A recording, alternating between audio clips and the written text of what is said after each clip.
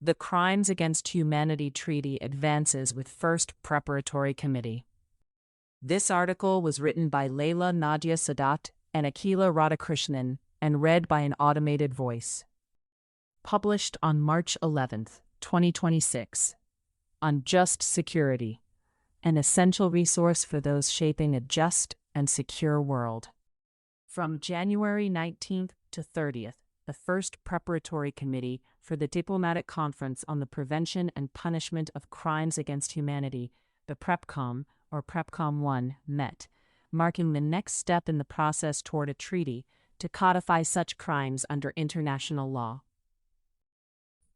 The purpose of the PrepCom is to organize, negotiate, and discuss the substantive and procedural groundwork for the diplomatic conference that will follow, including deciding on modalities of participation and rules of procedure, many of which have the potential to materially shape outcomes.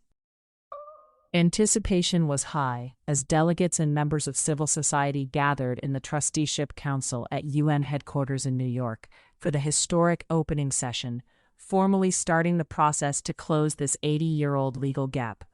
Despite dismal weather and frigid temperatures, state delegates arrived in large numbers, while members of civil society waited cheerfully outside the UN pass office, clutching hot coffees to obtain their badges.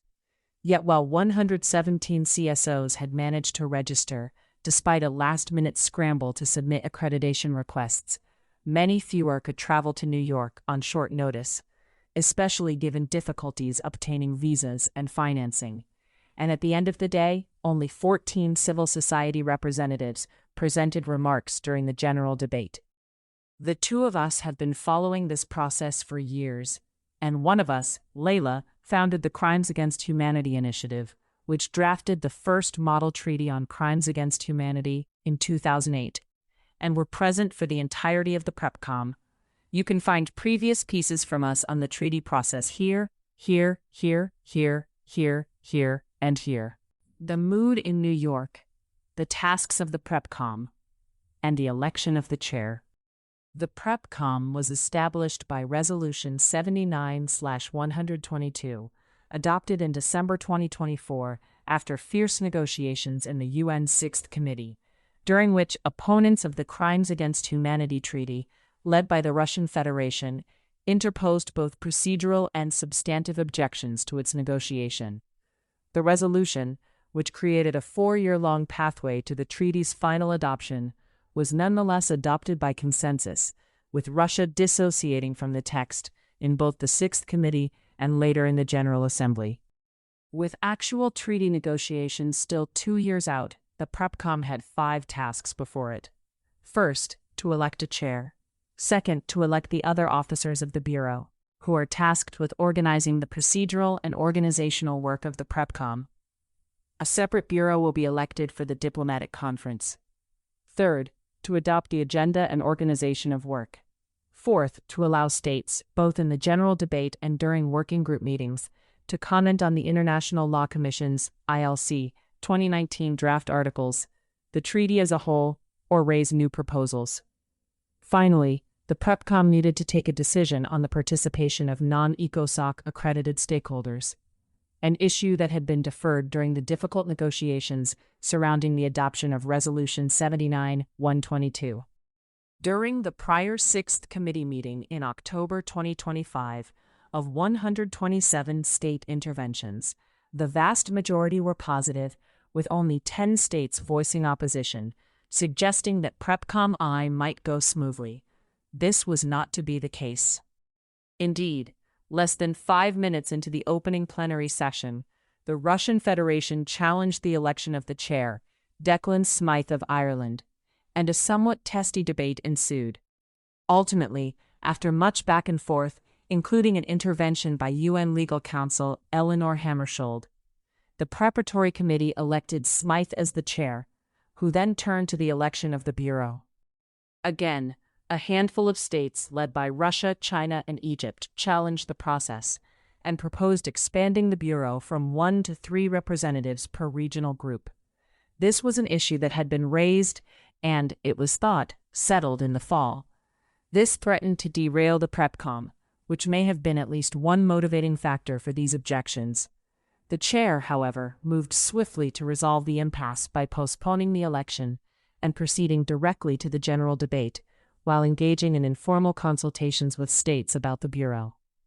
These procedural skirmishes lasted nearly 90 minutes, but more significant than the time lost was the negative tone and frustration engendered. Fortunately, although the Bureau was not elected until the 7th meeting of the PrepCom on January 27th, once the general debate began, the generally constructive tone of the fall 2025 6th committee session returned. The Working Group of the Whole and General Takeaways on Substance. A. What is the Working Group of the Whole, and what did it discuss?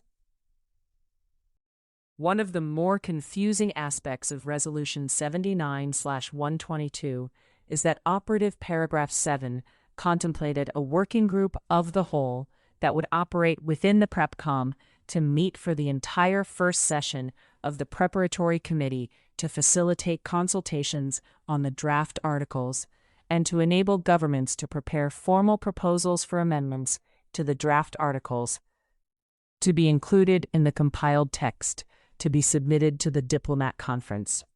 This modality, which to some seemed to be duplicative of the resumed sessions held in 2023 and 2024, was a last-minute compromise introduced into Resolution 79/122. Overall, 61 states and 2 regional groups spoke during the working group sessions, indicating that many are still considering their views on the treaty's substance. The program of work included a combination of working group and plenary sessions, plus time reserved for side events and informal consultations.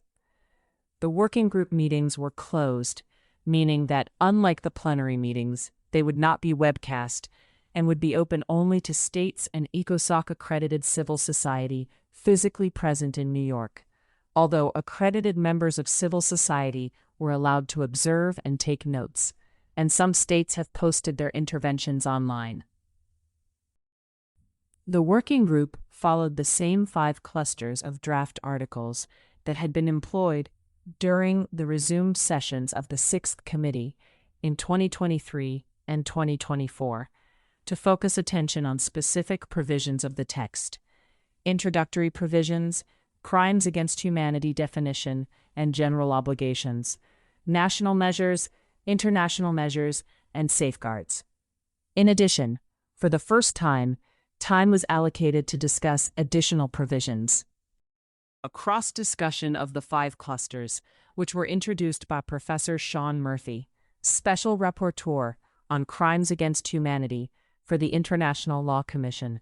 States were highly engaged, offering support, proposals for change, or disagreement with various aspects of the draft articles.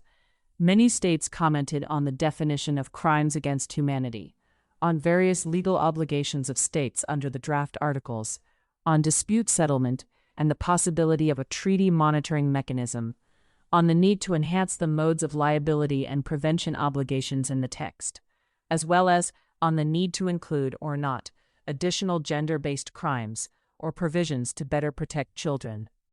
On the progressive side, there were proposals to prohibit amnesties, to refer specifically to state responsibility in the preamble, to add conspiracy and incitement as new modes of liability, to add the crimes of gender apartheid, reproductive violence, forced marriage, slave trade, environmental harm, starvation, and colonial crimes to draft Article 2, to amend the definition of persecution to delete the "in connection with" element, and to modify the provisions on interstate cooperation. On the more restrictive side, there were also calls for establishing a hierarchy of jurisdictions under Article 7, to depart from the Rome Statute definition in fundamental ways, and to define the term gender. Some states suggested references to state sovereignty and principles of non-interference and non-intervention were important to them, as they worried about past and existing double standards in the application of international criminal justice. It is not clear how and if these considerations will be taken forward as textual changes.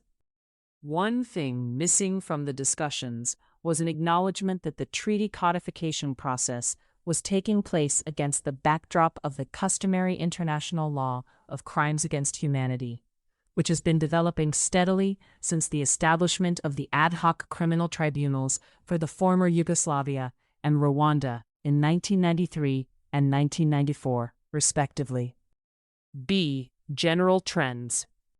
We identified roughly 3 general trends and state interventions in the general debate and the working group. First, the vast majority of the 94 states and 6 regional groups on the speakers list for the general debate presented their views on the historic importance of the work ahead of the Preparatory Committee and the pressing need for a treaty on the prevention and punishment of crimes against humanity. Most states, representing all regional groups, including Gambia and Mexico, which had served as co-facilitators for the adoption of resolutions 77/249 and 79/122, praised the ILC draft articles as the starting point for the negotiations, while, at the same time, reiterating their openness to additional crimes such as the slave trade, various gender crimes, including gender apartheid, and the imperative to develop a future-proofed convention to protect and promote human dignity. Second, a number of smaller delegations offered cautionary remarks, such as Singapore, which urged the substantive outcomes of the negotiations to be adopted by consensus, as they had been for other aspects of this process within the Sixth Committee, with decidedly mixed results.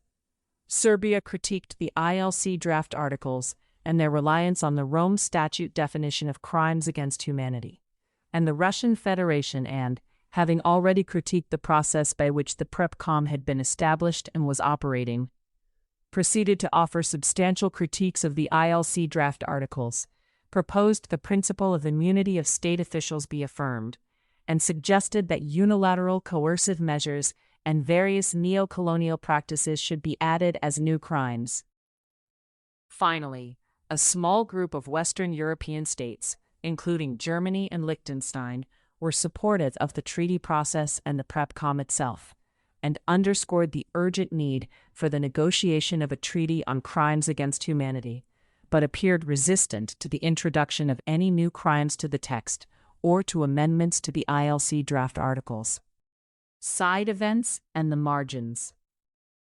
States and civil society took advantage of the relatively spacious schedule over the 2-week period to host side events, with the participation of legal experts and state delegates, on various aspects of the draft articles, including protection of vulnerable groups, Poland, Republic of Korea, and Brazil, forced marriage, the Netherlands, Canada, and Mexico, expert perspectives, Gambia, Mexico, Philippines, and Switzerland, and facilitating enforcement, Mexico and Timor-Leste. Diplomats and members of civil society were also busy on the margins, using the time in New York to engage in closed-door discussions on thematic issues, such as gender, as well as to meet bilaterally to discuss ways forward, including how to move from commentary to textual proposals by the April 30th, 2026 deadline. Returning to the election of officers. Drama in Conference Room 2. One of the most difficult aspects of the PrepCom turned out to be the election of the Bureau. Having postponed the decision on the election on the first day, and following intense consultations with all regional groups, the chair proposed expanding the Bureau from 1 member from each regional group to 2, a departure from what had been agreed over the summer. That decision was accepted on January 21st, and the expanded version of the Bureau, consisting of a chair, 8 vice chairs, and a rapporteur, was elected January 27th. Why was this seemingly procedural step so contentious? The Bureau will preside over the second session of the PrepCom in April 2027, where it will adopt the rules of procedure for the diplomatic conference beginning in 2028, including how decisions will be made if consensus fails. As one seasoned diplomat has observed, the possibility to vote has been a crucial element in enabling progress. And given the fight over the Bureau and the election of the chair during this first session, it is highly likely that more challenges will arise in the future. Given how procedural objections have already been used to disrupt momentum, the modalities and procedures for the diplomatic conference have the potential to shape outcomes. The 5 original nominees from each regional group were retained, and each group was asked to put forward an additional name. The rapporteur of the PrepCom from Cyprus Asia-Pacific Group was accepted by acclamation, as were the nominees from the African Group, the Group of Latin American and Caribbean States, the Western European and Others Group, and the Asia-Pacific Group. The Eastern European states, however, had 3 competing nominees, from the Russian Federation, Slovenia, and Ukraine. After failed attempts at compromise, including a proposal from China that the Eastern European Group rotate between the 3 nominees, which Bulgaria rejected on behalf of the group, the chair proceeded with PrepCom's first and only vote. Under Rule 103 of the General Assembly's Rules of Procedure, a secret ballot was held, requiring the distribution of paper ballots with the names of the candidates printed on the ballot papers, and a blank line, to all states by the conference officers, which were filled out and collected by tellers representing all regional groups, who displayed the inside of the empty ballot boxes before proceedings to collect the ballots. Out of 169 ballots cast, including 4 abstentions, Ukraine's candidate received 126 votes, Slovenia's 112, and Russia's, visibly disappointed, received 74, falling short of the required majority of 83. The decision on civil society participation. The PrepCom's final act was a decision on whether non-ECOSOC civil society organizations could participate in the process. On the first day of the PrepCom, the chair had appointed Ms. Keki Motsepe, South Africa, as the coordinator to negotiate a decision on the participation of non-ECOSOC civil society, who had the difficult task of facilitating discussions between widely divergent perspectives on the appropriate role and engagement of civil society actors. While a majority of delegations wanted the treaty-making process to be victim and survivor-centered, and thus welcomed the presence of civil society, the Russian Federation, China, and Nigeria, and a handful of other states objected to their participation. Given the opening skirmish over the election of officers, when the coordinator put forward her proposal, a fight was expected. Astonishingly, however, the text was adopted immediately, by consensus, and without debate. The decision permits the representatives of relevant non-governmental organizations, other than those in consultative status with civil society organizations, academic institutions, and the private sector, taking into account the principles of transparency, equitable geographical representation, and gender parity, to submit requests to participate in the conference, with the list reviewed by UN member states on a non-objection basis. That said, the consensus was not complete. Argentina, Iran, Nicaragua, Nigeria, the Russian Federation, and Turkey all registered objections to parts of the proposal, suggesting that the fight over broadening access to the negotiations will continue in the future. Nonetheless, it was a deeply satisfying result, particularly to many who had been urging states to take this inclusive approach for some time. The process will only be strengthened by the ability of diverse, cross-regional civil society, including survivors and those from affected communities, to participate. The way forward. During the 2 long, cold weeks of meetings in New York, it was easy to get lost in procedural minutiae and lose sight of the historic importance of what was taking place. More than 80 years after the Nuremberg and Tokyo Charters established crimes against humanity, the international community was finally engaged in an inclusive, universal process to codify these crimes in a new treaty that would insist upon their prevention and punishment. This opportunity, to craft a new treaty for the future that would forever enshrine a peremptory norm of international law, clearly motivated states and members of civil society, who remained engaged during long hours of debate and discussion. Divisions periodically surfaced, including between states who took each other to task for historic wrongs or current conflicts, and over procedural difficulties. But the mood overall was generally positive, as delegates embrace the historic opportunity. Now, of course, comes a long wait until the second PrepCom in 2027. States may submit proposals by April 30th, 2026, for inclusion in the text that will be sent to the diplomatic conference.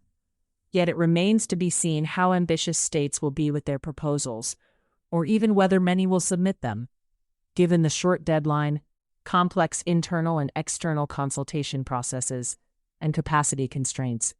State proposals are keenly anticipated, however, even if they are incomplete, as they will create a baseline for the negotiations along with the draft articles. Civil society has, over the last few years, put forward analyses, guidance, and proposals to support states in this process. For example, the ABILA Study Group on Crimes Against Humanity, to which we both belong, has put forth 11 proposals, as well as 3 thematic papers on a range of topics, including starvation, modes of liability, dispute settlement, a human rights monitoring mechanism, an interpretation clause, and gender competence. As the process moves forward, the months ahead will be critical. Continued engagement from states, civil society, and other stakeholders, including through intersessional meetings, will be essential to maintaining the momentum of PrepCom 1. Ultimately, success will depend on continued skillful leadership, an openness to diverse perspectives, and a shared commitment to justice and accountability in an increasingly divisive multilateral environment. But as we have consistently seen with this process, which seemed merely impossible 7 years ago, the need for a treaty that safeguards humanity against these crimes is too vital to fail. Thank you for listening to this article, published on Just Security. To stay up to date on Just Security's analysis of law, policy, and current events, go to justsecurity.org. Subscribe to Just Security on Substack, and follow us on LinkedIn, Blue Sky, Facebook, Instagram, and Threads.